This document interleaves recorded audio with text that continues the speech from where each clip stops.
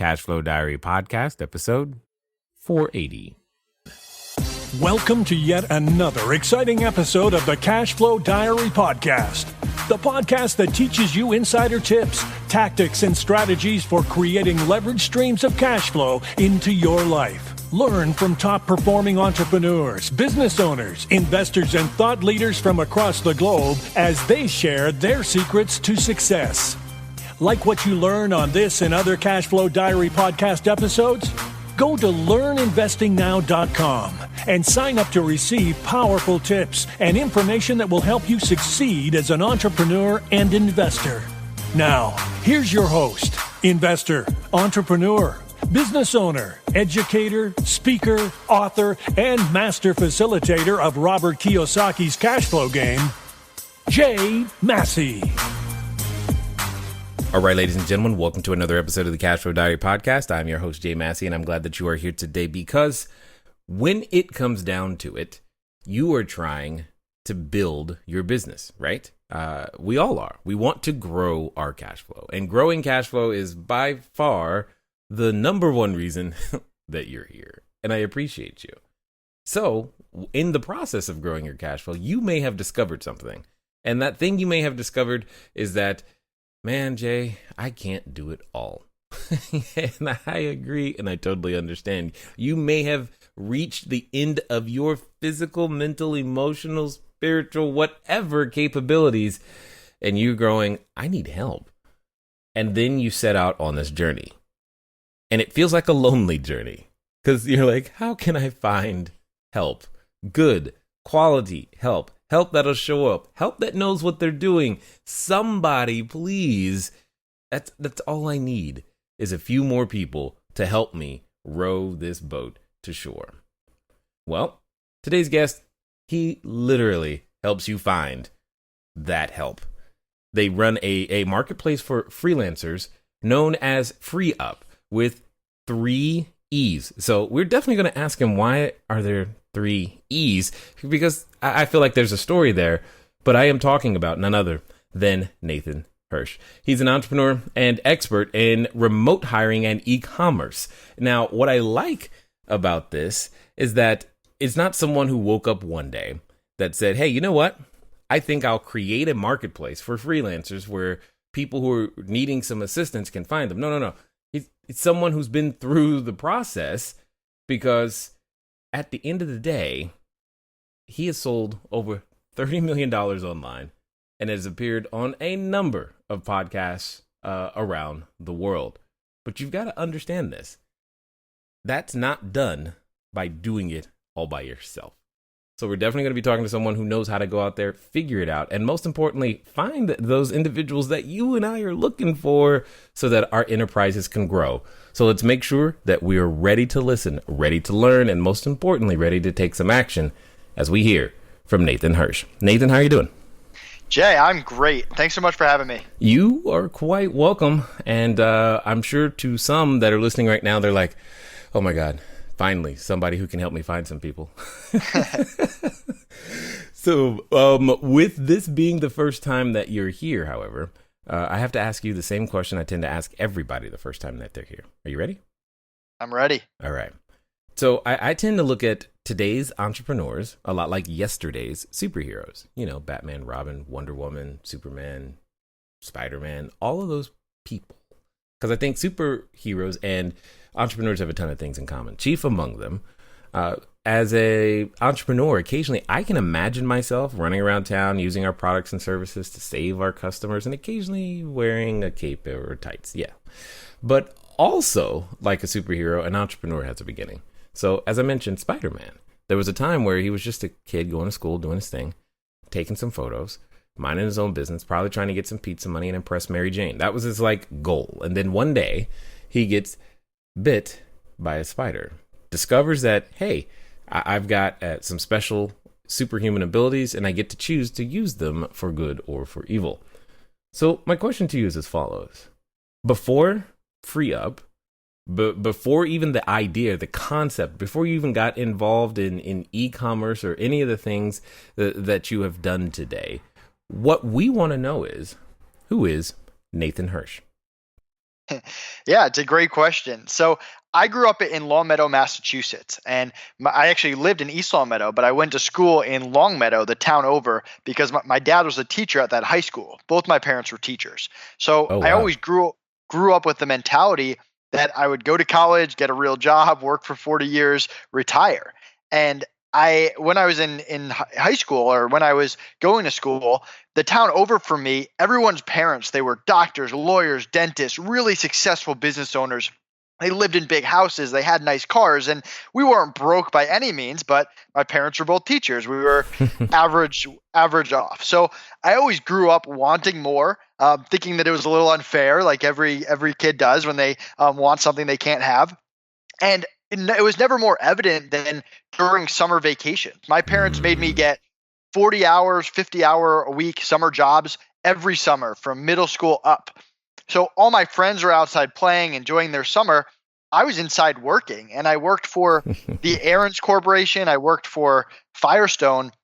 And that's really when that click went off, because I learned so much about sales, about customer service, about managing people, but I also hated every second of it. I hated working for other people. I hated listening to other people's directions. It was corporate, so my ideas weren't heard. And I just knew that if I was going to work for someone else, I was going to be miserable for the rest of my life. And when I got to college, I looked at it as a ticking clock. I had to figure out a way to start a business before I graduated, or I was going into the corporate world and I was never getting out. Wow. I love it. No one has ever described college as a ticking clock, but I get it. I totally get it. So I'm curious now, because both parents were teachers, and I'm glad you hit on it. I'm curious, what was that conversation like? Hey, mom, dad, I don't want a job. I want my own business. How did that go? So my parents are awesome. They are the most supportive people. They definitely had reservations. I mean, I can't tell you how many times. So I had an internship in college at Firestone. I worked at Aaron's first, then moved to Firestone. I had a job offer on the table when I was going to graduate college, a really good job offer with great benefits. And I started this Amazon business out of my college dorm room that I had grown, and it was enough to live on. And I was actually making more when I was at the internship working, I was making more on my phone from the Amazon business than I was on the internship. So one day I told my parents that I was going to quit, and we had some very long conversations. Are you sure this is the right decision? Are you making a big mistake? But at the end of the day, they are very supportive. The second I told them what the decision was, okay, how can we help? How can we support you? And they've been supportive ever since. And I think once they started to see success, I think that peace of mind kind of kicked in, where they knew that I wasn't going to end up homeless on the street at their front door one day. Right. We don't want you to come. We love you, son, but we want you to stay gone. So we just tell us, what's the plan? What's the plan? No, totally understood. So you mentioned this earlier, and you said it again about having an Amazon or a business and selling things on Amazon. Tell us more about that. Like, how did that idea come to you? I mean, you're supposed to be focusing on this internship, but yet on your phone, you're selling stuff all across the globe. Yeah, so I mentioned that I got to college and I started trying to figure out how to start a business. So I started hustling a little bit, and I noticed that the school bookstore was ripping me off. I was paying hundreds of dollars for books You at noticed the end that of the too? semester. Everyone noticed Yeah, it, right. right? Exactly. Okay, this is good. Keep going. Well, I'm the kind of person that when something's pissing me off, I try to take action and fix it. And I took that money that I had made from the summer jobs and I started my own textbook business. I created a referral program. People started talking about me throughout the school. They could make money just by telling their friends to go to me. Before I know it, I have lines out the door of people trying to sell me their books, to the point where I actually get a cease and desist letter from my college to knock it Nice. off because I was stealing too much of their business. Nice.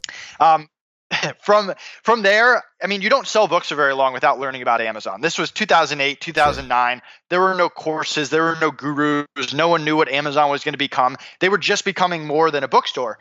So I didn't think books was a long-term solution. I knew I was going to graduate at some point. I thought we'd all be on tablets by now anyway, which hasn't exactly happened.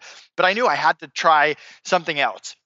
So I started experimenting, and I looked at products I was familiar with as a 20-year-old guy, sporting equipment, outdoor supplies, video games, computers, TVs, and I just failed over and over and over. I couldn't get anything to sell besides these damn books. And it wasn't until I branched out of my comfort zone and found a deal on baby products that my business really took off, and I dropped the books. So if you can imagine me as a 20-year-old single college guy selling millions of dollars of baby products out of my dorm room, that was me. I'm just making sure you said that. I was like, when you said that, I was like, it sounded like he said baby products. Was that for reals? Okay. Baby products. What led you to baby? Like, how did you go, okay, baby? I mean, how did you even recognize a deal on baby products? You're not familiar with them. Or you weren't at that time. Yeah. And I'd love to tell you that I put months of research in and examined lots of different industries, but it really was just trying every little thing. I mean, I would spend hours and hours searching through deal sites, searching through different manufacturer sites, retailer sites, trying to identify products in some kind of pattern that I could make sustainable. And for whatever reason, when I found baby products, I got really good at listing them, at finding the deals. If you look over, people would look over my shoulder in class and there would just be tabs of baby products open. and I got really good at it. Okay. That couldn't have been further out of your comfort zone. I can't imagine if there was anything further out of your comfort zone, but I get it. All right. Now, you said something, though, that I think every entrepreneur needs to hear, because you clearly didn't want to work for someone else if you're down to selling baby products. But most importantly, you said you failed over and over and over and over. What kept you going? So there's two things that I learned from that. One, I had to stop being afraid of failure, because nothing is more frustrating than not achieving your goal. I mean, I had a goal to get off textbooks within a month, and then it went to 2 months and 3 months and 4 months, and I'm still selling books. And it just, that determination that, hey, you're going to figure it out and you're not going to give up until you find the solution. There's no other option. The other lesson that I learned was to really not care what other people think. I mean, I couldn't even begin to explain to people that I was selling baby products on Amazon. No one knew what that even meant. No one knew, like, you could be an Amazon seller, that was a job that would make money. People thought I was a little bit crazy. So you had to kind of block the negativity out of your mind at that point. Yeah, it wasn't exactly cool or cachet or in vogue. It was, why don't you get a job? I'm sure. If anything, I got it. All right, cool. So then you really have got to bridge this gap. How do we go from baby products to freelancers? Sure. So I start making money with this Amazon business, and I should probably start paying taxes, right? So I meet with an accountant. It's a good idea. And one of the first questions he asks is, when are you going to hire your first person? And I go, why would I do that? I have to invest my time into someone else. They're going to be taking money out of my pocket. They're not going to do as good of a job as me. They're not going to care about the business. Lots of excuses. And he just laughed in my face. And he pretty much said, you're going to learn this lesson out on your own. So sure enough, my first busy season comes around, the fourth quarter. Everyone's buying toys and baby products for Christmas. And I get destroyed. I'm working 20 hours a week listing products, customer service, angry people that don't get their presents on time. My social life tanks. My grades start to plummet. And somehow I make it out to January because I'm a workaholic. I battle through it. But when I get to January, I think to myself, I can never let that happen again. I need to start hiring people. So I post a job on Facebook, and I get this message from this guy in my business law class, and I do a quick interview. I hire him. Ends up being one of my best hires. He's my business partner either today. His name's Connor Gillivan. He's awesome. So I think to myself, wow, hiring is easy. Like, this is so great. I post a job, someone responds, I hire them, my life gets easier, I make more money. Well, I proceed to make bad hire after bad hire after bad hire, wasting time, money, energy, the business not growing as fast as I want. I quickly realized that hiring college kids, not very reliable. And I also figure out pretty fast that no 30-year-old expert takes me seriously. They don't want to work for me as a 20-year-old entrepreneur. So I get thrown into the remote hiring world, the Upworks, the Fivers, really based on necessity. It was the only option for me to go. hiring freelancers to handle high-level tasks, outsourcing to the Philippines for more day-to-day operations. And I get really good at it. I learn a lot, obviously, when you're dealing with people in different cultures and different locations. But I want something faster because all my time goes from growth and expanding this business to interview after interview after interview after interview. And one day I just got sick of it. I did 8 straight hours of interviews. I didn't find one person that I liked. And I thought there had to be a better way. So I built my own marketplace where we get thousands of applicants every week, take the top 1%, let them in, make them available to people quickly with great support and no turnover protection. So that's really how the whole concept of FreeUp came about.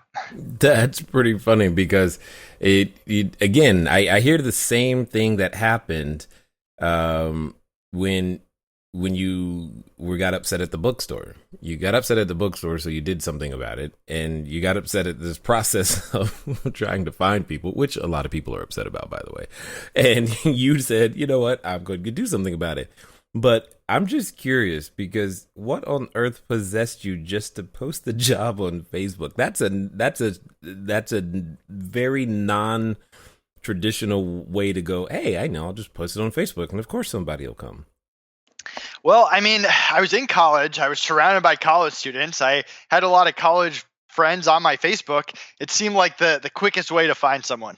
Wow. I mean, now knowing what you know today, do you realize how fortunate you got with that? Yeah, like I said, it was one of the luckiest things. I tell Connor that all the time. I'm so happy I met him. We complement each other very well. We have the same vision. We have the same values, but we have totally opposite skill sets, which is the best thing you want out of a business partner. We complement each other so well. So there's definitely an area of luck when hiring. I mean, you can have 5 different people hire the same person, and 3 of them have great experiences and 2 of them have bad. For whatever reason, that person wasn't a right fit, and I was able to find that right fit right from the beginning. Yeah, I can't even imagine. Like, that's why it would have never occurred to me to just post it on Facebook, and of course someone will be there. But okay, it worked. Now, with that being said, though, tell us, the next busy season, were you still having to do 20-hour days, or did it get better?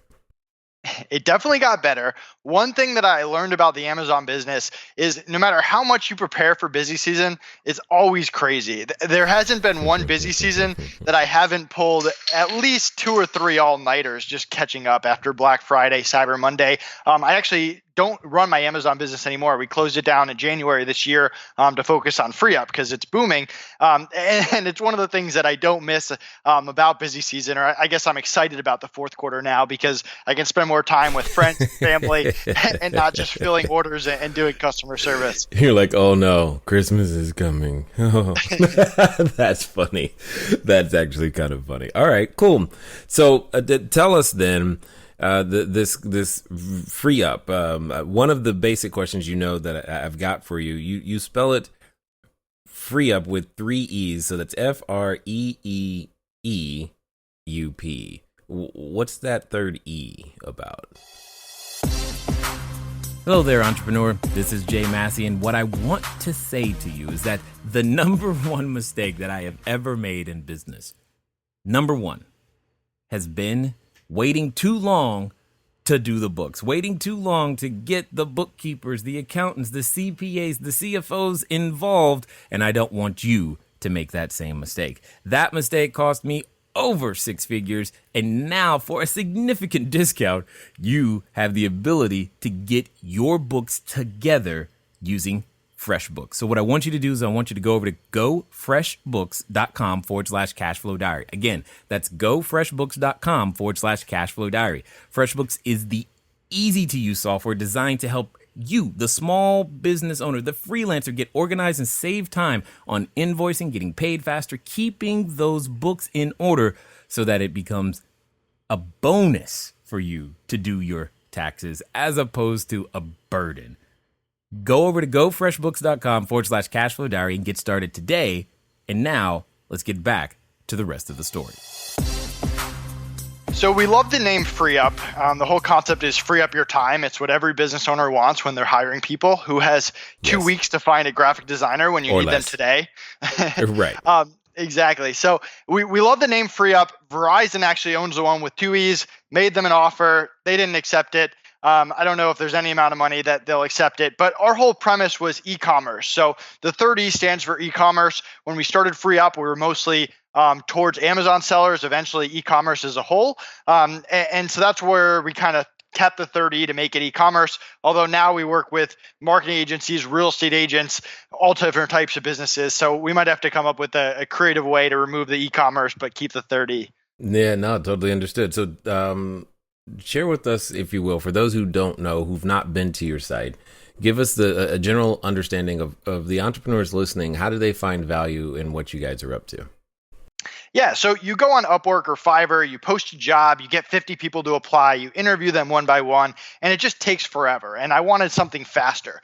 So with Free Up, you create a free account. There's no sign-up fee, no monthly fee, no minimums, no obligation. It's in our best interest to get you someone you actually like that helps you grow your business. Instead of browsing, you click Request a Freelancer. You tell us exactly what you're looking for. We introduce you to someone within a business day. And then it's almost like a Tinder for hiring. You can meet with them, make sure you like them. If you like them, you click hire and you're good to go. If you don't, you click pass and you provide us a little feedback and we get you someone else based on that feedback. It's a very fast process. I mentioned we have 24/7 support to make sure you have a great experience. People that cover my Skypes and emails at all times when I'm on a podcast or sleeping. My calendar, my phone number is right on the website. I'm there to help. And then lastly, we know how frustrating it is to hire someone you really like and only to have them walk out the door or quit in the middle of a project. With us, it rarely happens. Of course, it's real life. It could. If it does, we cover all replacement costs and get you a new person right away. So you never take a step back. So that's really what we're all about, the pre-vetting, the speed, the customer service, and the protection. Interesting. And now you say you've expanded past the services of just e-commerce. Give us an idea, like say someone for myself, what, because we don't currently do e-commerce. I've thought about that whole Amazon thing, but then I go, no, never mind. But I'm curious as to if I'm not in e-commerce, what type of services, what type of freelancers would I possibly be able to find on your marketplace? Yeah. So in your situation, we have a lot of podcast hosts, people that have had me on that have become clients. They'll hire podcast editors, video editors, audio editors, people to build their website, people to run their social media, people to run Facebook ads. We offer over 100 skill sets on the marketplace, everything ranging from data entry, outsourced tasks, all the way up to top marketing experts and everything in between. Interesting. And now I'm asking for myself, do you have any individuals who are in the short-term rental space, i.e. familiar with platforms like Booking.com, Travelocity, Airbnb, Expedia? We do, and we work with a lot of people in the real estate space as well. I think every real estate agent out there or anyone that has to do with real estate in some way usually starts off as a solo operation and wants to scale from there. And there's such a need for either remote help or just project-based help to help you get to the next level. Interesting. And so, okay, well, that actually then leads into kind of the next thing. You could find someone not just on a one-time help me through this project, but someone who maybe you do have something that's, going to be a solid 20 hours a week for a while. Yeah, we have clients who have hired 6 full-time customer service reps in the Philippines, and they've had the same freelancers for 3 years. We have other people who hire a graphic designer for a one-time project and never talk to them again. And we have other people who have hired a U.S. person and bought them out and made them an employee in their business. So there's lots of different options. There's no minimum. There's no maximum. It's in our best interest to get you the right person with the right fit that makes sense for what you're trying to do. Okay. Now you mentioned something that I wanted to cover especially for the US based entrepreneurs. When it comes to working with you guys, how does the taxes and employee taxes, all that stuff work? Is that something you guys handle or the freelancer themselves handles? Where does that come into play?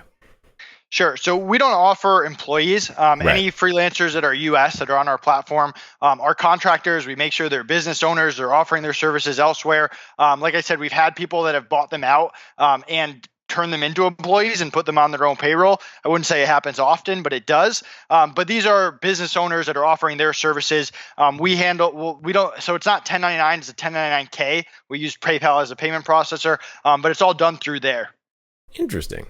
Got it. So in this process of now providing this service to entrepreneurs and helping us go out there, build our organizations bigger, better, badder, faster, etc., and having gone through your own experience, when is the best time? When should someone consider bringing someone on? I mean, we want to do this before our CPAs laughs at us, so I'm just curious to hear your thoughts now.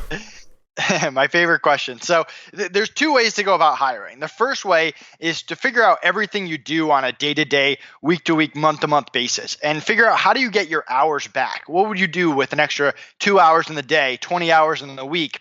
And you do that by creating systems and processes and outsourcing it. We hire people in the Philippines, around the world that have years of experience, but they're there to follow our systems, our processes. You could also hire an internal employee. You're not hiring US contractors. The other way is you figure out, how do I turn weaknesses into strengths? One of the best activities that Connor and I ever did was we sat across from each other and we said, you're bad at this. And we hit each other to the gut and we wrote everything down. And at the end, we realized we complemented each other very well, but we also had a list of things that neither of us were good at, but we were doing them every single week. So we started hiring specialists, experts, people that turn these weaknesses into strengths. So there's two ways to hire: getting your time back, getting out of day-to-day operations that aren't growth focused, and turning weaknesses into strengths. The question was, when do you know when to hire? It's when you either get to the point in your business where you're stuck in that day-to-day operations and you're unable to grow, or you need something in order to focus your attention on growth, or you're just doing too many weaknesses that it's not helping your business go forward, and you need to hire someone to take over those weaknesses. Okay. So, all right. Let me say it this way then. One of those things I know for myself, and again, I'm talking to myself, but also as an example for everybody listening, there's this challenge of, we'll call it just customer service in general. It's hard to say this is what you're doing. I mean, it can feel like it's a reactive position. How on earth do you hire for that? For customer service? Yeah, because I mean, when you're saying write out what you do on a day-to-day basis, well, I don't know what I'm going to be doing until the customer says that there's a problem. Yeah, so I just hired for customer service. This is how I went about it. I figured out all the different ways that people contact me. So it could be, for my Amazon business, it was returns. It was, hey, asking for a tracking number. It was complaints, whatever it was. So you branch those out, different types, and then you come up with canned responses for each one, and almost like a tree of, hey, this happens, you do this happens, this is how you react. You're probably going to get about 80% of it. You're never going to remember the whole 100% right from the beginning. But you hire someone, you have them learn that 80%, you have them read the documents, you have them watch you do some emails, you have them write some drafts, and you double check them before you send them. And after that, once they take over, as new situations come in that you didn't account for, you continue to update your docs. You continue to write out your SOPs. So customer service is probably one of the harder ones just because there's so many different situations, but it's one of the most important ones to get actual SOPs in place, because it's so hard to just grab someone with 10 years of customer service experience and say, do my customer service. There needs to be some kind of process to follow. Exactly. Now, you said a phrase that some people may not be familiar with, that being SOPs. I know what they are, but for those that might not, why don't you elaborate a little bit on that? And could we hire somebody to make our SOPs?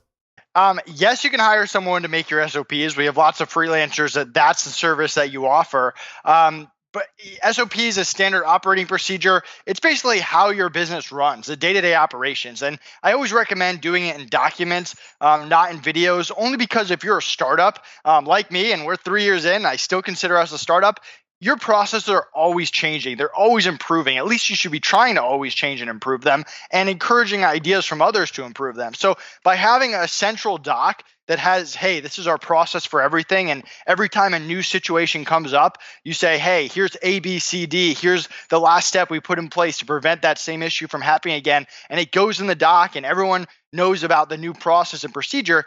That's how you make a business scalable. That's how you grow. It can't just be reaction at all times.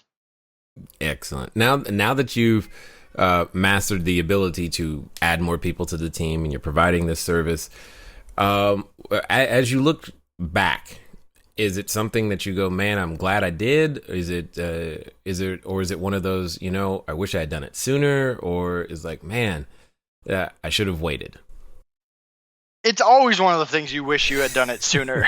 I mean, I look at a process I just implemented this week, and in my mind, I'm like, Nate, you're an idiot. You should have done this 6 months ago. But there's so much to do as an entrepreneur. I mean, right. I could work 100 hours a week, and I have freelancers and VAs bill me about 800 hours every week, and there's still endless stuff to do. So you never get caught up as an entrepreneur. But what you can do is come up with really solid systems and processes that you continue to build on, continue to add to, and continue to hire really good specialized or expert people to continue to turn weaknesses into strengths and take your business to the next level. Indeed. Totally understood. So for those that have listened this far and probably want to find out more, see what you guys are up to, what's going to be the best way for them to catch up with you? Yeah, so if you go to freeup.com with 3 E's, my calendar's right at the top. You can book a free meeting with me. I'd love to talk to you about your business and how I can help. If you create a free account to hire freelancers, mention this podcast, get a $25 credit to try us out, free of charge. You can check us out on social media, Twitter, Instagram, Facebook, LinkedIn. Feel free to connect with me. And lastly, we have a lot of great hiring content on the FreeUp blog and on the FreeUp YouTube channel. Indeed. As we wind down, I've got a question for you because I'm curious to hear your answer. Let's pretend that, an entrepreneur listening is like, man, you know what? I'm finally going to do this thing. Nathan is right. I can make my business grow. I can do this.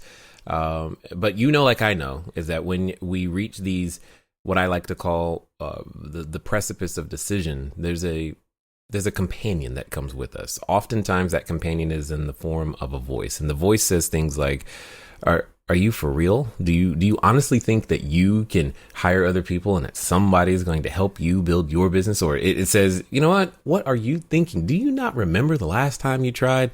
And it reminds us of all the things that we're not and what we haven't done. And for some people, they're even related to that voice. So my question to you is as follows. Let's pretend that the person listening is actually going to follow through, Nate. This time they're going to make it happen. And they're going to do so in 24 to 48 hours from right now. What would you suggest that they do? Sure. So I have a 5-step hiring process. Step 1 is figure out, are you trying to, what we talked about before, take things off your plate or turn weaknesses into strengths? So identify what you want to hire for. Step 2 is identify what that perfect person looks like. Is it an internal employee? Is it a virtual assistant in the Philippines? Is it project-based, full-time? What kind of attitude, communication skills, background do they have to have? So identify what your perfect person looks like. If you don't know what you're looking for, it's going to be very hard for you to find it. Step 3 is interview. And when you're interviewing, don't just look for skill. Look for skill, but attitude and communication as well.